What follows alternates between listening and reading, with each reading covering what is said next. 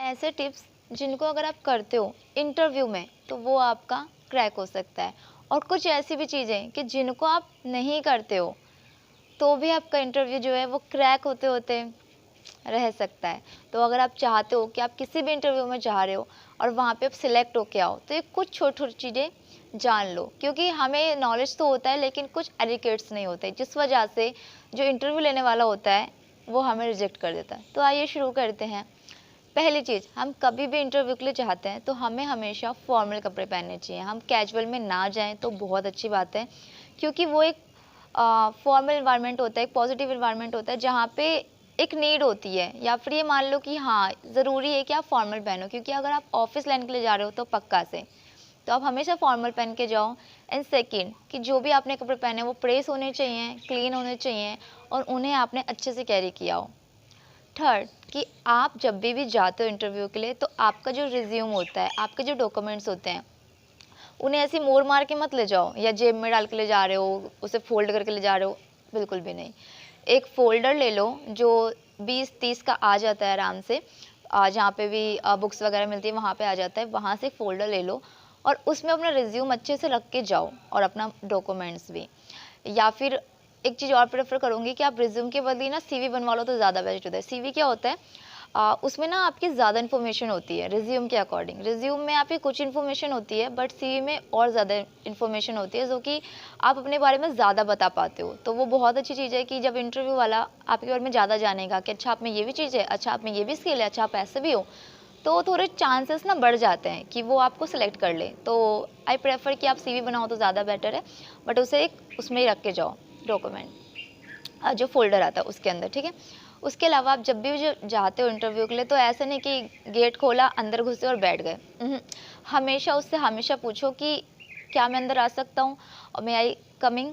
और जब आप अंदर चले जाते हो वो आपको परमिशन दे देते हैं कि हाँ अंदर आ जाइए। जब आप अंदर चले जाओ तो भी आपको बिना पूछे नहीं बैठना, उससे पहले भी आपको पूछना है कि क्या मैं बैठ सकता हूँ, इस तरीके से।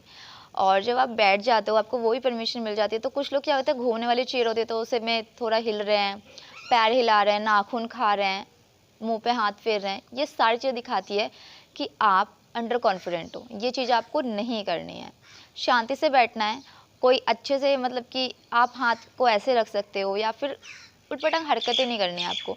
या फिर एक और चीज़ कर सकते हो, आप नीचे हाथ रख के उसमें पेन रख सकते हो। अगर आपके हाथ में कुछ आप पकड़े रहते हो तो आपका कॉन्फिडेंस बढ़ जाता है और नर्वसनेस जो होती है वो थोड़ी कम हो जाती है। आप ये चीज़ कर सकते हो, बट ये नाखून चबाना, बाल ऐसे करना, ऐसे से करना, ये सब बहुत बेकार चीज़ है, तो इस चीज़ को आप अवॉइड करना। उसके अलावा आप जब भी इंटरव्यू देने जा रहे हो तो आप एक बार खुद से शीशे के सामने जाके इंटरव्यू देने से पहले प्रैक्टिस करके ज़रूर जाओ।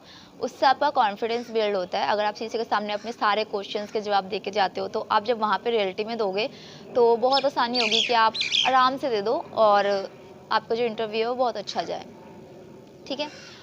और जब भी आपसे कोई क्वेश्चन पूछा जा रहा है, अगर आपको उसका आंसर नहीं आता है तो ये नहीं आपको कुछ भी बात बोल देनी है। और अगर आपको नहीं आता है तो आप साफ सीधा बोलो कि हाँ इस बारे में मुझे नहीं पता, बट आई प्रॉमिस यू कि मैं इस बारे में घर पे जाके दोबारा से पढ़ूंगा। तो इससे ना दो चीज़ लगती है, एक तो ये कि आप ना ऑनेस्ट हो कि आपको नहीं आता, आपने एक्सेप्ट कर लिया, जो बहुत अच्छी चीज़ है।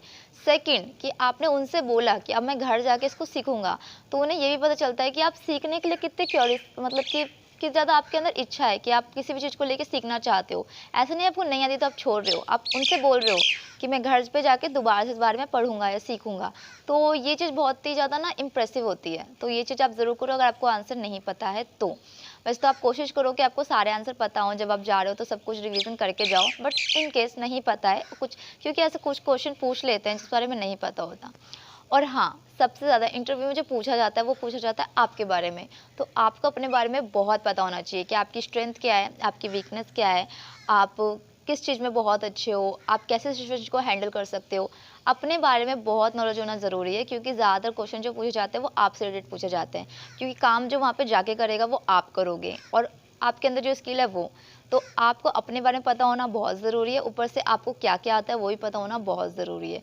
तो ये छोटे छोटे कुछ टिप्स हैं जिनको आप फॉलो करते हो तो आप इंटरव्यू में ज़रूर से सिलेक्ट हो जाओगे। और अगर आप इन्हें नहीं करते हो तो बहुत चांसेस है कि आप इंटरव्यू में सिलेक्ट ना हो। अगर कोई पॉइंट मैंने छोड़ दिया हो तो आप मुझे कमेंट बॉक्स में बता सकते हो। और अगर आपको ये वीडियो हेल्पफुल लगी है, इंपॉर्टेंट लगी और आपको लगता है कि आपने इससे कुछ सीखा और इस वीडियो ने आपकी लाइफ में वैल्यू ऐड की है, तो इस वीडियो को दूसरों के साथ भी शेयर करो ताकि उनकी लाइफ में वैल्यू ऐड हो पाए। Thank you for watching this video.